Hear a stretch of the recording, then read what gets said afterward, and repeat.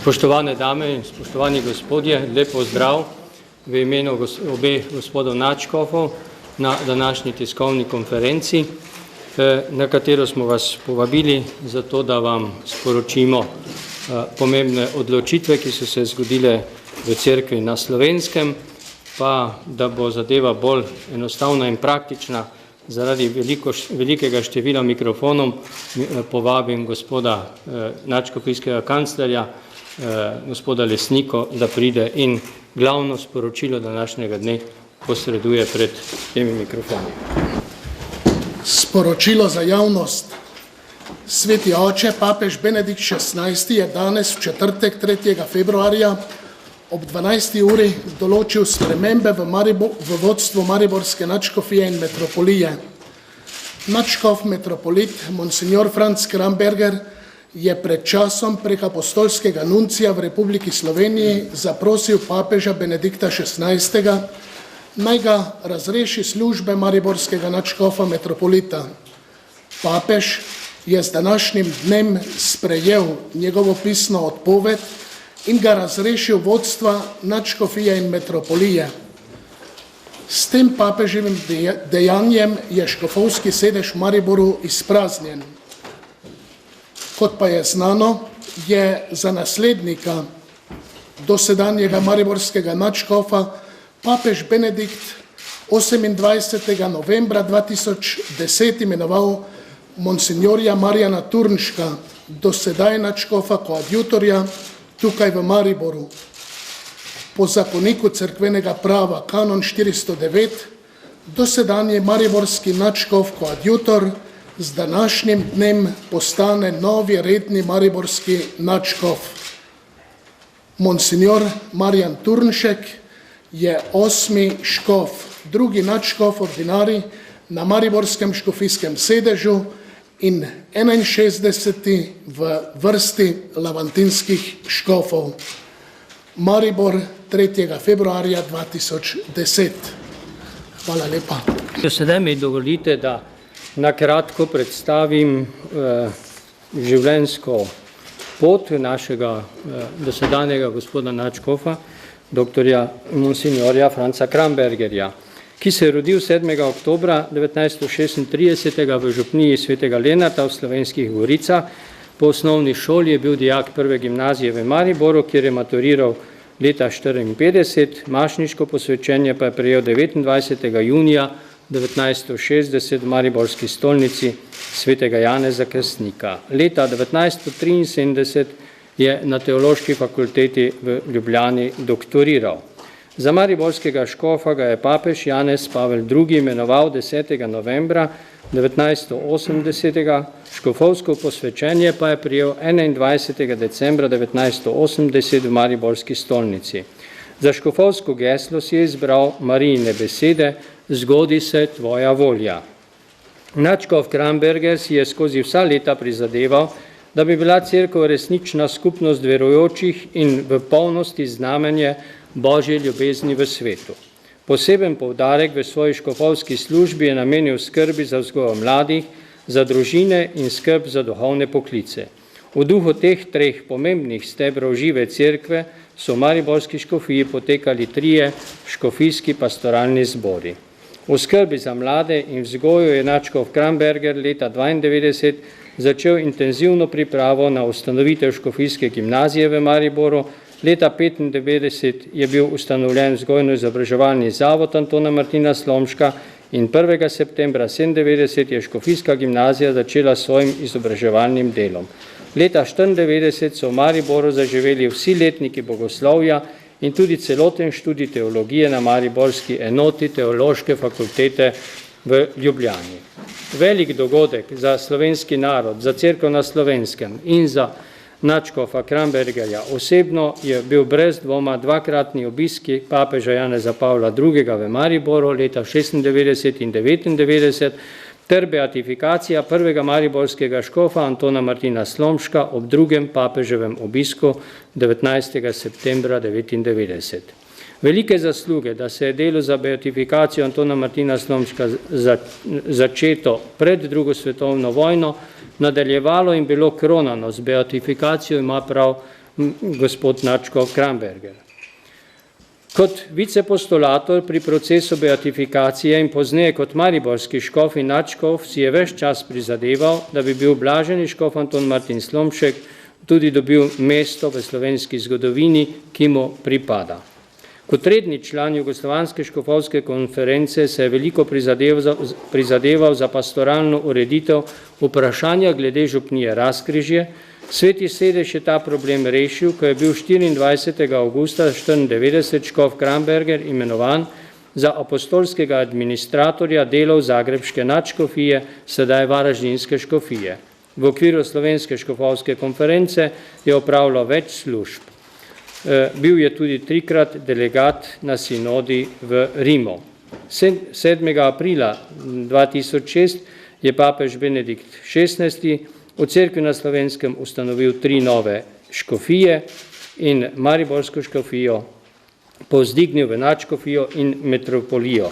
Tako je gospod nadškof Kramberger postal prvi metropolit in nadškof mariborske nadškofije. 27. junija 2010 je v mariborski stolnici obhajal 60 let mašništva, zlato mašo in pa 30 let škofovske službe. Sedaj pa prosim gospoda nadškofa Krambergerja, da sam spregovori za slovensko javnost. Spoštovani predstavniki naših medijev in vsi drugi udeleženci te tiskovne konference.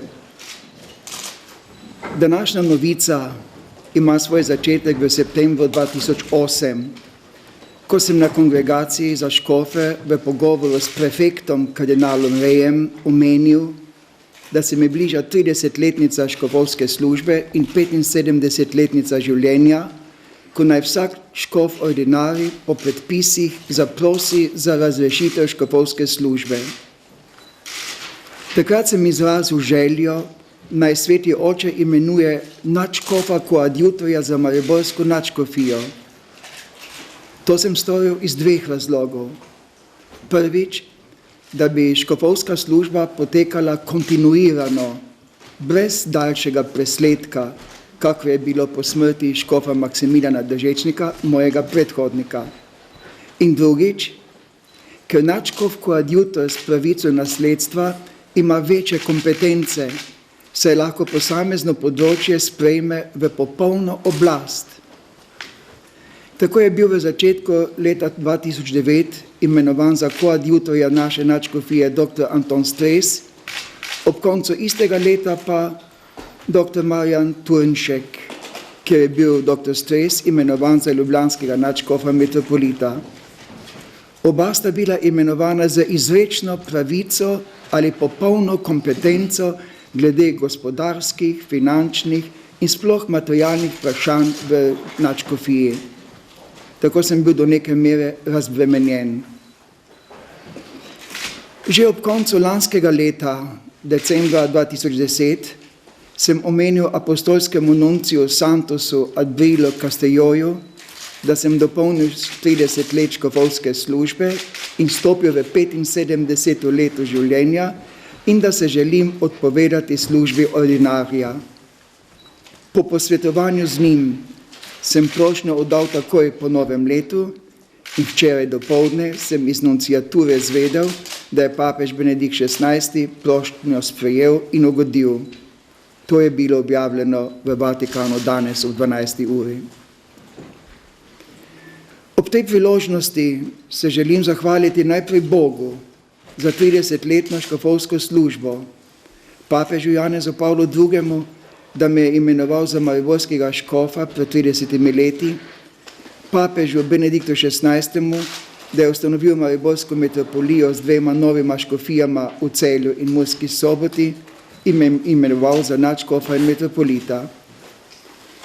Ne želim naštevati dolgo vrsto pomembnih zgodovinskih dogodkov v teh 30 letih, saj so bili deloma že omenjeni, vendar izstopajo revitalizacija celotnega teološkega študija in bogoslovja v Mariboru, prvi in drugi obisk papeža Janeza Pavla II. Slomško beatifikacijo, 3 škofijski pastoralni zbori o mladini, družini in duhovništvu, ustanovitev metropolije, nadškofije in 2 novih škofij, denacionalizacija in ustanovitev zavoda Antona Martina Slomška s škofijsko gimnazijo in drugimi pedagoškimi ustanovami, da omenim tisto, kar posebej izstopa. Za vsa ta in druga dela sem hvaležen tudi sodelavcem na ordinariatu, vsem duhovnikom metropolije, seveda vsem vernikom, ki so glavnina vsake krajevne cerkve. Posebej se želim zahvaliti vsakokratnemu pomožnemu škofu in nadškofoma pomočnikoma, svojemu nasledniku, novemu nadškofu, doktorju Marjanu Turnšku, pa želim obilo Božjega blagoslova in potrebnih pastoralnih in drugih uvidov za uspešno delo v prihodnosti. Vse pa prosim, da mi oprostijo napake, ki jih tudi ni manjkalo in jih priznavam in obžalujem v prepričanju, da jih bodo posamezne ustanove, pa naj so pastoralne, administrativne, pedagoške, gospodarske, finančne narave, te napake popravile in tudi odpravile. To so moje besede na tem zgodovinskem meniku naše nadškofije in mojega življenja. Hvala lepa, gospod nadškof. Sedaj pa dajem besedo gospodu nadškofu monsinjoru Turnšku, novemu ordinarju mariborske nadškofije. Dragi in spoštovani gospod nadškof, spoštovani predstavniki javnih glasil, prav prisrčno in lepo pozdravljeni. V trenutku, ko je papež Benedikt XVI. Sprejel vašo ponujeno odpoved težki in več kot 30 let dolgi škofovski službi, dragi dosedanji mariborski nadškof in metropolit monsignor dr. Franc Kramberger, in s tem meni naložil odgovornost za mariborsko nadškofijo, se vam želim iskreno zahvaliti. Najprej zato, ker ste bili svojim škofovskim delovanjem vredni 6. naslednik blaženega začetnika mariborske škofije škofa Antona Martina Slomška, najinega skupnega duhovnega očeta. V svojem in verjamem tudi v imenu vseh katoliških vernikov mariborske nadškofije in mariborske metropolije ter ljudi dobre volje, se vam zahvaljujem za darovano trpljenje najprej, ki je vašo pot spremljalo v različnih oblikah od prvega dne, ko ste škofovsko službo sprejeli. Trpljenje, ki je prihajalo iz notranjosti cerkvenega občestva in od zunaj. Hvala naprej za pričevanje pastoralne gorečnosti, s katero ste oznanjali Kristosov nauk, za modrost pri graditvi cerkvenega občestva in vodenju Božjega ljudstva in za resnično pobožno obhajanje svetega bogoslužja v stolnici in po tolikih župnijah. Ob vas sem vedno čutil, da vam je prav vse to bilo jedro in bistvo vaše službe. In zato so vaše življenjske moči večinsko izgorevale prav v tej smeri. Vse ostalo vam je bilo obrobno. To smo čutili duhovniki iz vaše očetovsko-prijateljske drže do nas in to so čutili v osebnih stikih tudi verniki. Vaši ožji sodelavci na vseh področjih pa smo doživljali, da ste nam popolnoma zaupali. Morda kdaj tega zaupanja nismo bili vredni ali pa ga nismo bili sposobni izpolniti. Vesel in hvaležen sem, da ste na poseben način moj škof, saj sem v moči vašega apostolskega nasledstva po vaših rokah prejel vse 3 stopnje zakramenta svetega reda. Vem, da je bila vaša velika skrita želja, da bi predali nasledniku nadškofijo v vseh pogledih na mirnih vodah. A cerkev je v vseh časih Božje človeška ustanova, zato v sebi vedno doživlja Božjo moč in tudi človeško nemoč, slabost in grešnost. Podoba cerkve kot ladje sredi viharnega morja ostaja ne le Jezusova prispodoba, ampak njena resničnost vseh časov. Že pastoralno delo ne more biti nikoli povsem mirno, kajti duhovni boj med dobrim in zlim je stalnica človeške zgodovine. Zelo mi je žal, da se vam ta želja ni uresničila na gospodarskem področju, za katerega ste vedno želeli in po svojih močeh vse storili, da bi umirjeno služilo delovanju na pastoralnem, karitativnem in vzgojno-izobraževalnem polju, ki ste jih s svojimi sodelavci izjemno razvili. Že pred 2 letoma ste za to neposredno odgovornost za to dejavnost odložili na druga ramena. In že nekaj let prej so vam pri tem poleg gospodarske uprave pomagali pomožni škofje. Kot vaš najožji sodelavec v zadnjem letu se vam iskreno zahvaljujem tudi za skrito prenašanje trpljenja, ki je povezano s tem. Dragi nadškof, Bog ve vse, zato naj bo on vaš plačnik. Kot dosedanji nadškof pomočnik, ki po papeževem naročilu sprejemam v pastirsko skrb Slomškovo dediščino, se najprej zahvaljujem papežu Benediktu XVI. Za ponovno zaupanje, ki ga zmorem sprejeti le v zaupanju v že mnogokrat doživeto živo delovanje Boga samega v mojem življenju.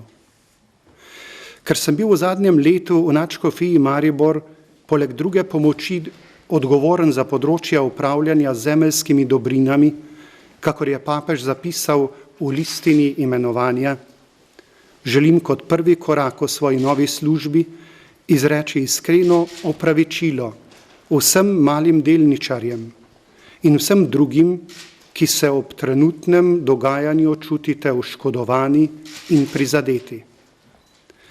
Čeprav mariborska nadškofija ni v sistemu zvonov neposredno upravljala z imetjem, ne svojim, ne drugih, se vendar čuti moralno soodgovorno.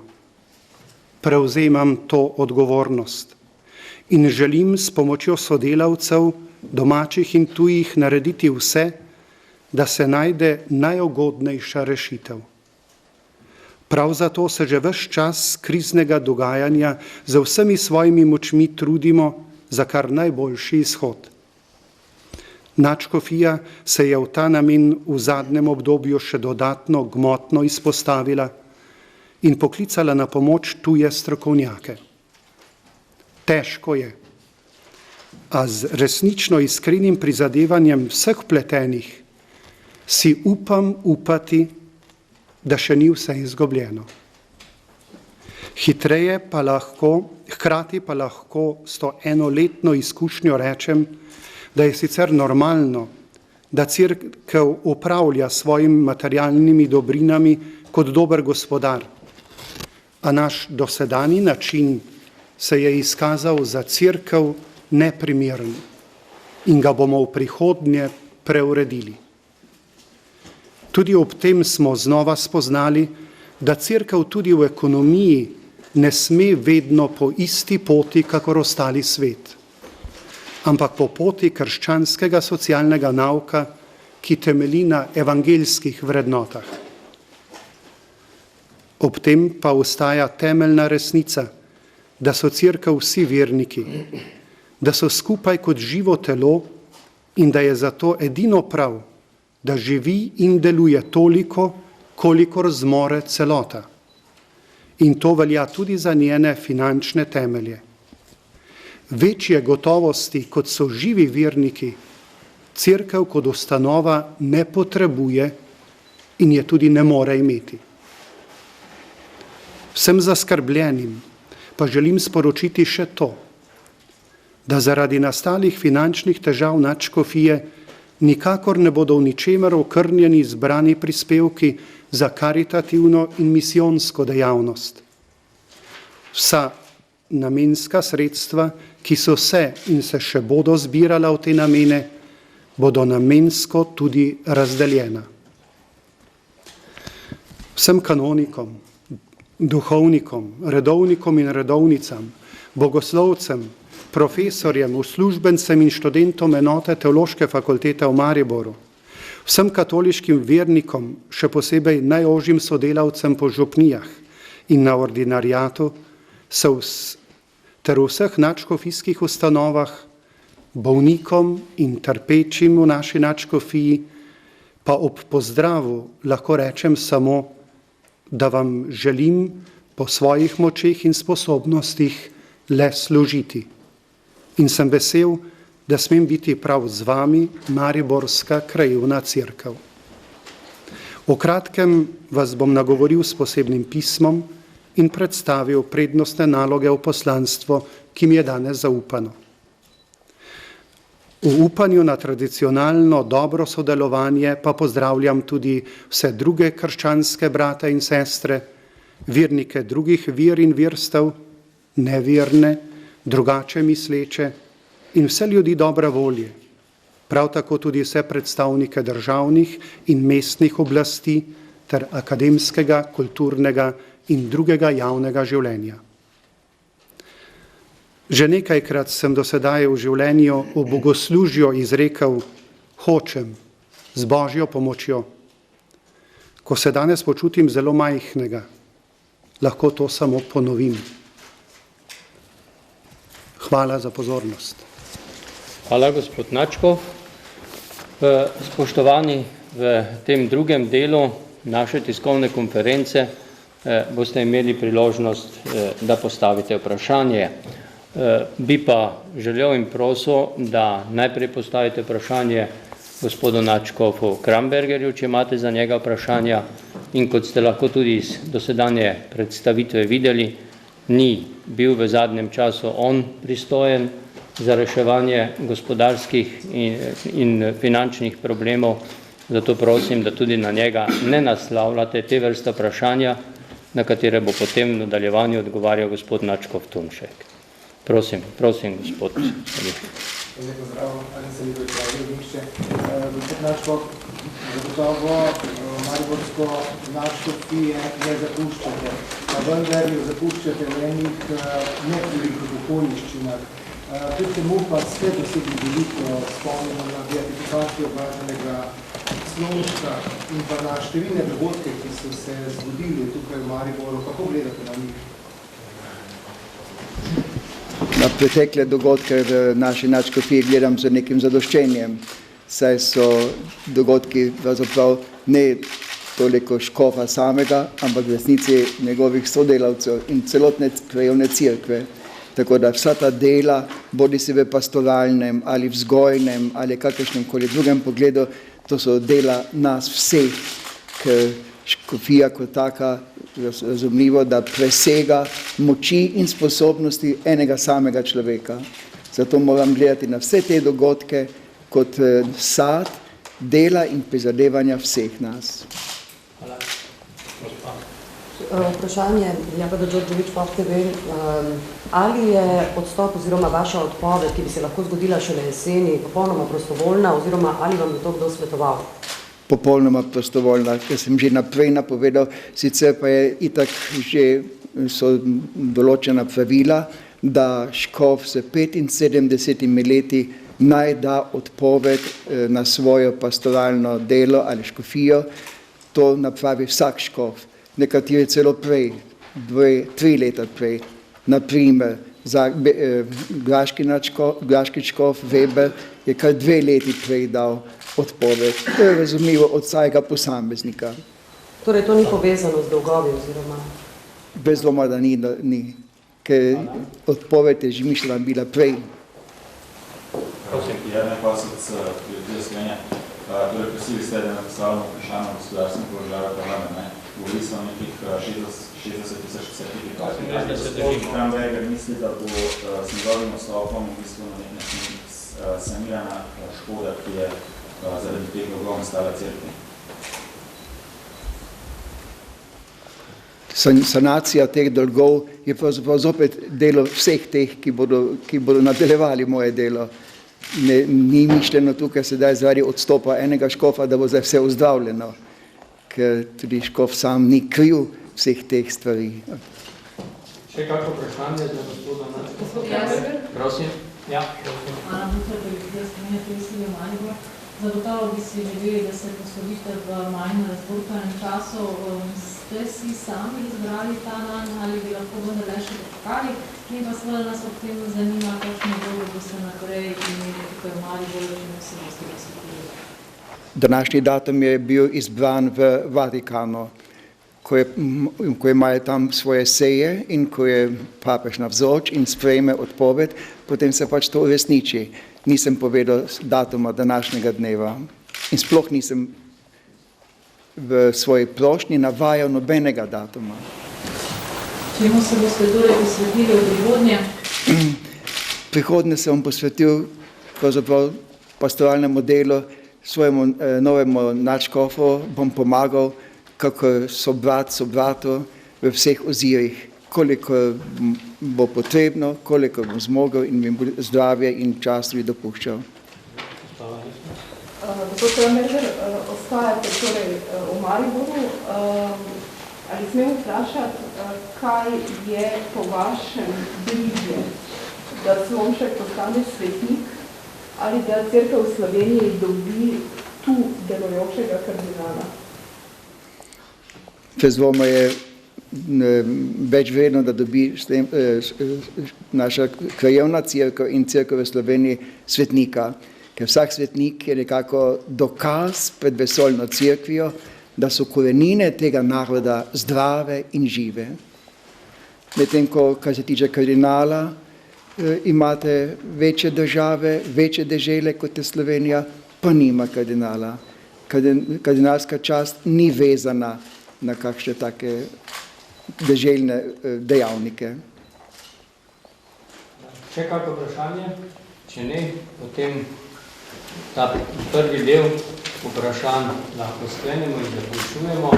Pa prosim, če postavljate sedaj vprašanja novemu gospodu Načkovu, Turniškovu. Prosim. Samo še za zdaj vprašam, gospod Kramberger, to pomeni tudi, da ne boste več kot predsednik Slovenske škofovske konference, verjetno ali to še ostane? Član konference še ostanem, ker imam posebej svoje dolžnosti. Glede škofovskega podpredsedništva pa se bomo dogovorili na prihodnji seji. Dobro, zdaj ta mariborska zgodba finančna pač najbrž bo imela tudi nekako vse slovenske finančne odjeke, čeprav nekako iz Ljubljane trenutno prihajajo sporočila, torej kot da je to izključno stvar mariborskega dela cerkve. Gospod Turnšek gotovo torej vas čaka, oziroma je nadškofija že sredi torej nujne sanacije, reformacije. Kako boste pravzaprav, kaj boste naredili, da zaupanje ne pade, ob tem, ko se skratka govori, da čeprav nadškofija ni direktno zvezana z vsemi temi zadevami, da pač to škodi pač njeni moralni podobi. Cerkvene statistike pa so že brez tega, oziroma torej statistike obiskov cerkva so že brez tega pravzaprav niže, kot so bile nekoč. Skratka, ne bo vam lahko. Ja, tudi ko sem prvič rekel, tukaj sem, nisem rekel zato, da bi mi bilo lahko. Tako da je to v škofovsko službo na nek način vključeno. Zavedam se, da dogajanje na gospodarskem področju, ki je konec koncev pa vendarle znotraj cerkve manjšinsko področje, trenutno zelo izpostavljeno in da slabi neko zunanjo podobo cerkve. Po drugi strani pa lahko in želim tudi reči in mirno, ker sem prepričan, da ima cerkev na Slovenskem kljub temu veliko duhovne notranje moči, kar srečujem, ko obiskujem naše župnije, občestva, ki so živa. Ljudje, verniki se zavedajo tudi te težke situacije, tudi hudih posledic, ki lahko iz tega izhajajo, vendar hkrati je v njih tudi močna vera, ker vera ne sloni pravzaprav ne na škofu, ne na papežu, katoliška vera, ne na cerkvi kot inštituciji, zato tudi ne na njenem gospodarskem, materialnem delu, ampak sloni na osebnem odnosu z Bogom. Zato imam upanje, da te stvari ne bojo tako usodno vplivale na življenje cerkve. Bodo pa vplivale in že vplivajo, o tem pa ni nobenega dvoma. Da smo začutili, da je ta način upravljanja z premoženjem cerkve, ki se je razvil v zadnjih letih v Mariboru, neprimeren za cerkev, se je zgodilo že pred 3 leti. Že tam 2007 smo ordinariji sklenili in dali gospodarskim upravam nalogo, da naj začnejo prestrukturiranje tega načina v en drug način, ki ga je bilo treba seveda še iznajti. To ne moreš iz nič narediti, ampak prestrukturirati tako, da bo to bolj, bi danes rekli, bolj konzervativno gospodarjenje, kar je za cerkveno imovino veliko bolj primerno, kakor gospodarjenje na bolj tvegan način. Ta proces se je torej že takrat začel, vendar ni prišel do konca. Verjetno, in vsi smo prepričani in tudi analitiki, da zaradi svetovne krize. Sicer bi verjetno uspeli prestrukturirati stvar tako, da bi cerkev izstopila iz takega velikega gospodarskega sistema, ki dejansko iz več razlogov ni primeren za cerkev. Torej, začeli smo že takrat, odkar se je pa pojavila kriza in so se še toliko bolj pokazali pokazale negativne stvari v tem sistemu za cerkev, pa smo se še bolj odločno začeli boriti, prvič, da bi to škodo zaustavili, drugič pa, da bi dokončno lahko to prestrukturirali. In v tem velikem trudu smo v bistvu še zdaj, in ker ko sem jaz prišel v Maribor pred letom dni, sem kmalu začutil prav to, da svojimi močmi in samo z domačimi strokovnjaki, tudi zaradi različnih razlogov, ne bomo uspeli tega sanirati na en primeren način, pravičen način. Zato smo takrat tudi v dogovarjanju z Svetim sedežem, kar je vsaka škofija dolžna, se obrnili na tuje strokovnjake, kakor veste. Hvala. Ja, gospa. Zanima me, ali že imate natančen načrt za sanacijo dolgov in še to, ali držijo navedbe italijanskih medijev, da za omenjene posle, ki so nadškofijo pripeljali v dolgove, niste imeli soglasja Vatikana? Glede načrta sanacije lahko rečem, da je pripravljen, vendar pa prav zaradi tega drugega vprašanja, ki ga ste postavili, seveda nadškofija mora dobiti tudi za to najprej dovoljenje oziroma privoljenje od Svetega sedeža. In ko bodo tam, pričakujemo, da bo to v kratkem času, ko bodo tam nekako potrdili načrt, ki je bil predložen s pomočjo naših strokovnjakov, potem bomo po tej poti šli naprej.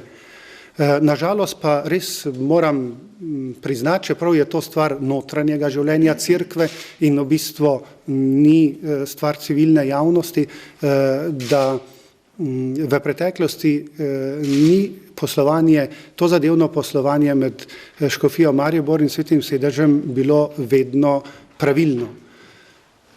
Če bi me zdaj vprašali, zakaj, kje vidim glavni vzrok, sem tako, ko sem reflektiral stvar, sem videl, pogledajte, pri nas 50 let po vojni katoliški cerkvi ni bilo treba po tem mehanizmu posegati, ker sploh ni bilo takih izrednih poslov, ker gre za to dovoljenje, je potrebno za tako imenovano izredno upravo. ne za redno upravo, za izredno upravo, ki presega določen limit. In 50 let cerkev na Slovenskem sploh ni se približala temu limitu, ker pravzaprav izredne uprave skoraj ni bilo, gospodarske izredne uprave. Potem pa se je nekako za osamosvojitvijo in z denacionalizacijo samo po sebi to pojavilo in kakor da celotno telo cerkve sploh ni to zaznalo. Tak imam občutek. In se je kar, se veste, kako gre recimo ena birokracija nekje ali pa en mehanizem, ne? Ko leta in leta po isti poti teče, potem je pač to teče vedno naprej. To ni upravičilo. Hotel sem vam samo povedati, kje čutim, da je lahko eden izmed razlogov, da smo se tako pozno zavedli, da smo tukaj ravnali narobe. Prosim, ja, naprej. Dejali ste, da je čas, da se cerkev v bistvu vrne na pot socialno-krščanskega nauka. Zato me zanima, če se boste torej nekaj ukvarjati s finančnimi naložbami, potem pa nekako povezano s tem, govorili ste tudi o tem, da ni bilo teh dovoljenih za izredno pravo, boste torej sankcionirali odgovorne, recimo, govorili ste o gospodu Kraševcu ali koga drugega? Gotovo bomo in smo že zdaj zadnje čase striktno ravnali tako, kakor zakonik cerkvenega prava predpisuje. In v tem smislu ne vidim tudi nobene težave in komunikacija zelo dobro poteka.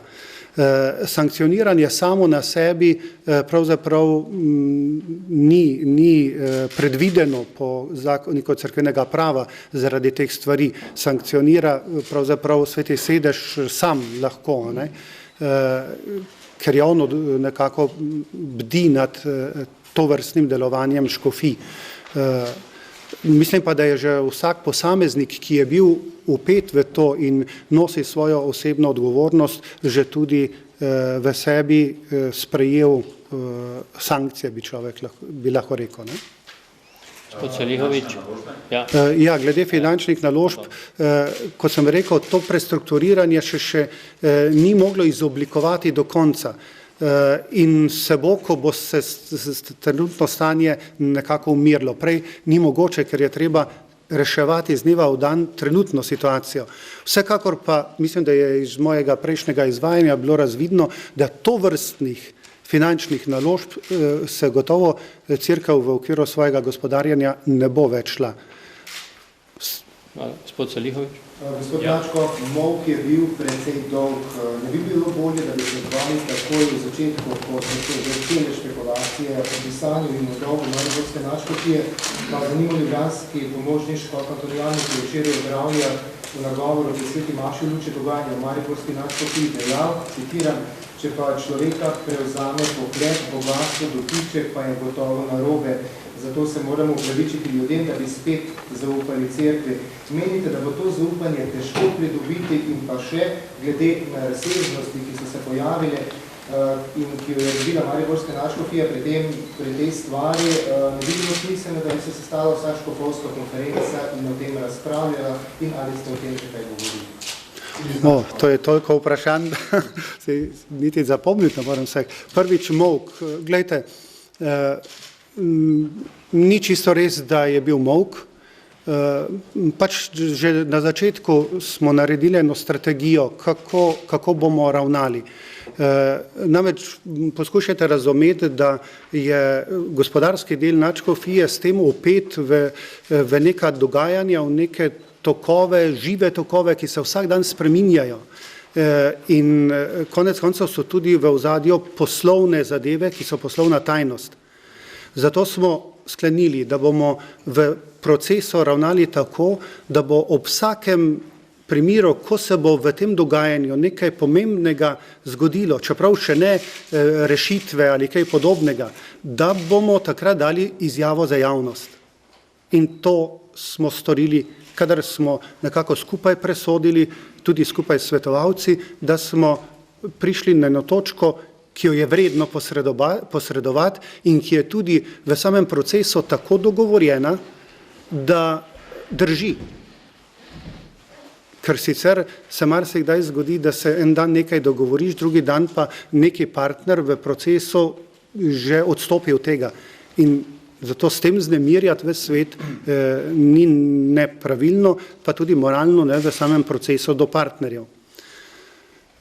Ko pa bo neka jasna in dokončna odločitev, takrat pa smo sklenili, da bomo sklicali tiskovno konferenco in bomo odprto na razpolago tudi javnosti. Glede zaupanja smo že prej govorili, jaz vem, da je zaupanje težko pridobiti nazaj, vendar se ne bojim, če bomo ravnali pregledno, pošteno, pravično in moja vrata so vedno odprta vsakemu verniku, potem bo Sveti Duh tisti, ki bo v ljudeh gradil cerkev, ki je Kristusovo skrivnostno telo. Glejte, bi rad še enkrat zelo odkrito vam rekel, jaz verujem, da je cerkev Božje človeško delo, da je Božja in človeška. In da je to edina ustanova na tem svetu, ki ima, tako verujem, zagotovilo, da ne bo propadla. In da so toliki ekonomski sistemi, toliki socialni sistemi v 2000 letih propadli, cerkev pa ni. Mi daje kar malo gotovosti, da je to res. Torej, ne samo jaz kot škof in verniki gradimo cerkev. Cerkev gradi tudi Sveti Duh. In ko ga mi polomimo, pa ga pogosto, takrat je on še bolj na delo kot mi. Saj poznate verjetno Pavlovo besedo v Svetem pismu, da tam, kjer se je pomnožil greh, se je še bolj pomnožila milost. To ni izgovor. To je moja vera, v katero verujem in verjamem, da bomo prav na tem temelju gradili naprej zaupanje. In da bo cerkev še naprej, katoliška cerkev na Slovenskem, še naprej lahko dejansko pomagala slovenskemu narodu in vsem prebivalcem na slovenski zemlji. Pomagala živeti, preživeti take stiske, ki jih zdaj živimo, pa tudi druge. Verjetno še kakšne pridejo. Celoten škofovska konferenca? Škofovska konferenca je tako. Glejte, škofovska konferenca je na nek način samo zbor škofov oziroma škofij nekega področja.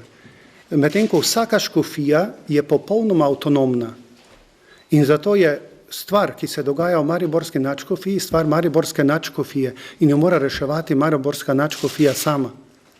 Seveda se pa škofje med seboj pogovarjamo in se posvetujemo. Smo se in se še bomo.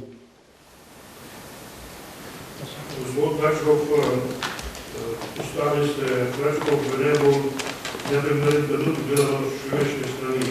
To je v času, ko je potekle veliko, pa zgodna slovenska javnost je agresivno naravnana do cerkve, negativno.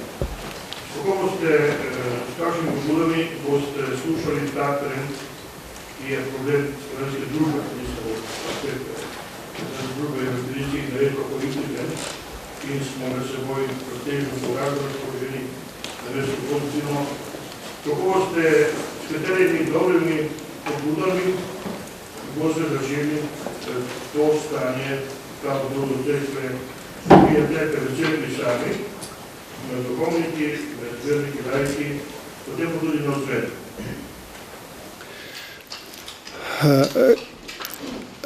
To, kar sprašujete, se mi zdi, da delamo že ves čas.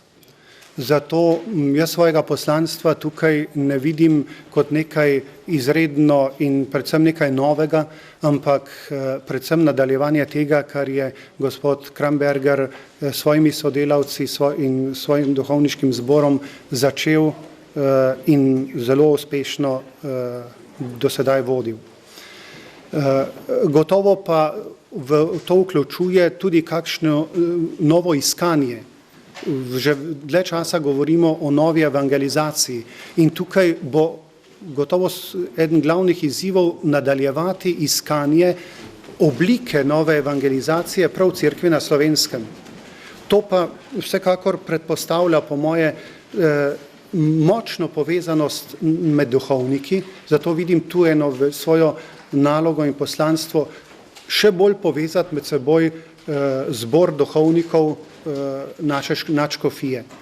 Potem drugo poslanstvo se mi zdi spodbujati in učiti naše skupnosti po župnijah, da bodo kot živi udje cerkve, kot živi organizmi nekako zaznavali potrebe, ki jih ima sodobni človek v sodobni družbi, torej tudi sodobni kristjan, in iz notranje moči svojega organizma iskati odgovore na to.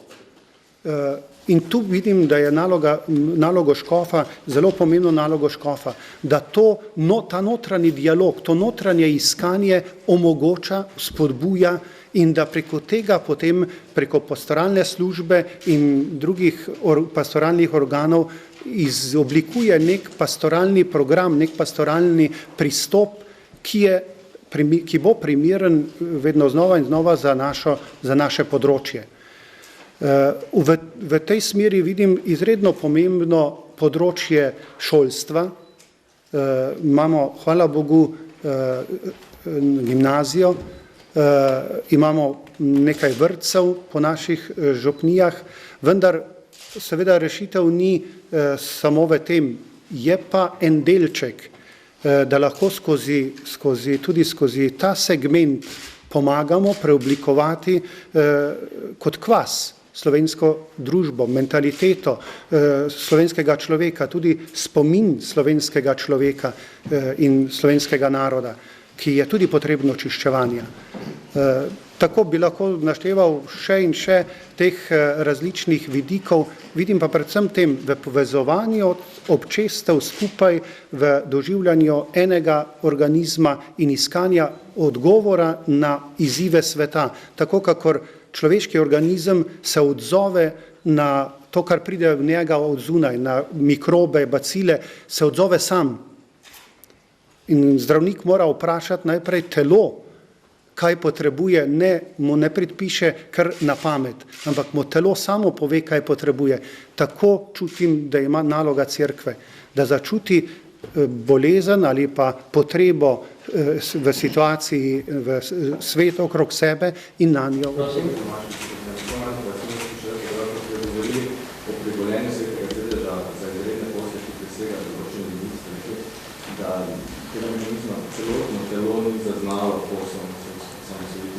Kaj pomeni, da tega mehanizma ne pošteva celotno cerkev v Sloveniji ali samo? Jaz sem govoril predvsem za našo škofijo, ker to poznam, ker sem že prej, sicer nisem prej bil dejavn na gospodarskem področju, pa vendar sem živel tukaj v Mariboru, zato ne morem govoriti za celotno Slovenijo, ker nimam pregleda v njihovo gospodarjenje. Prosim. Oni menijo, da je težava posledica pomanjkanja nadzora ali se vzpostavlja nove mehanizme nadzora nad naslednjiki za svoje pravi?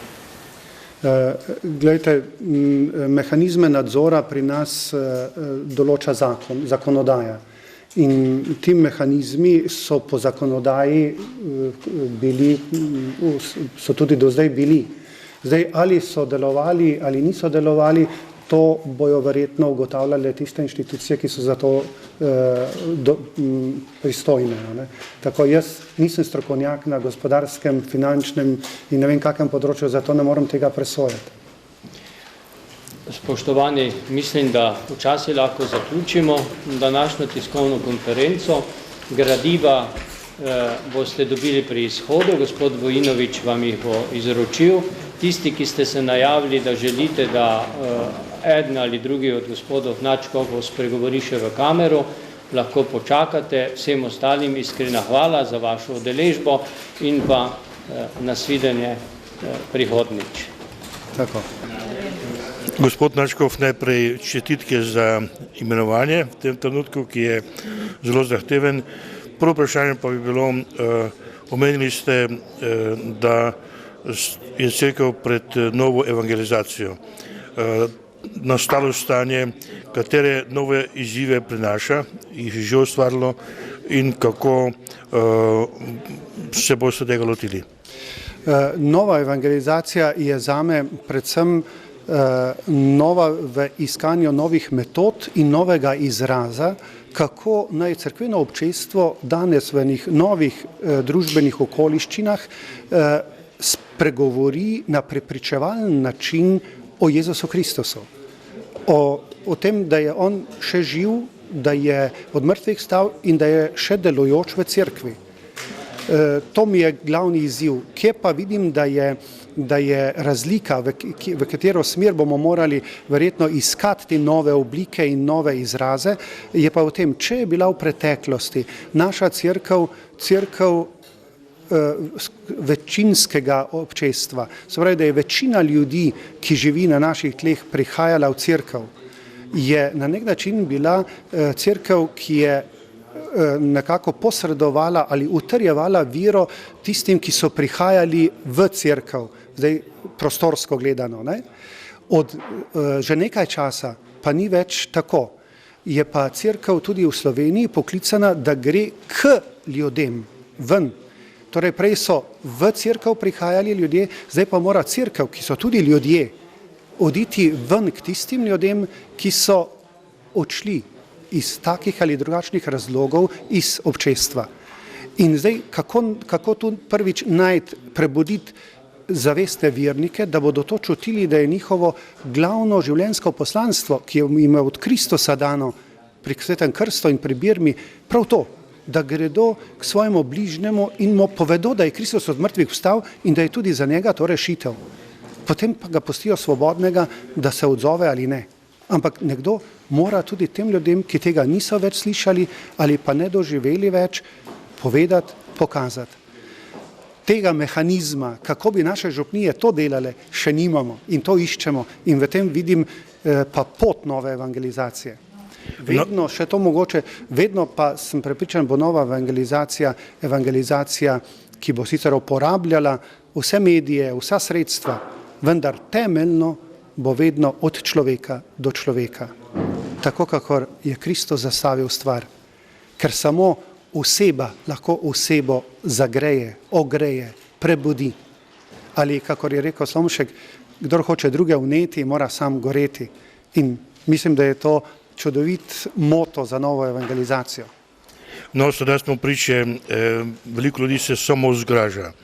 In za Katoličana je značilno, da je človek realist, ki računa, da se dobijo in jih obsoja.